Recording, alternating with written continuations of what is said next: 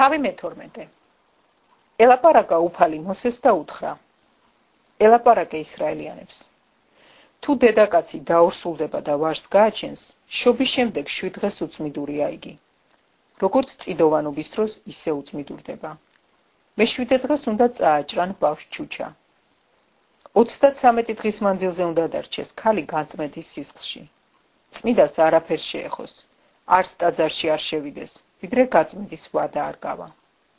თუ გოგოშვა 2 კვირას იქნება გაუწმიდურებული, როგორც წიდოვანების დროს, 66 დღის მანძილზე უნდა დარჩეს განწმენდის სისხლში.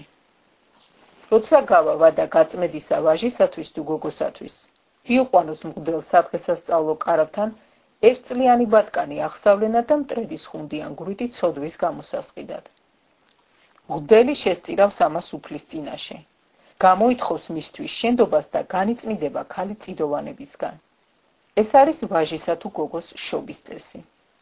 თუ ბატკანზე არ მიუწუდება ხელი, მიიყვანოს 2 გვირითი ან 2 ხუნდი. ერთი აღსავლენად, მეორე ცოდვის გამოსასყიდად.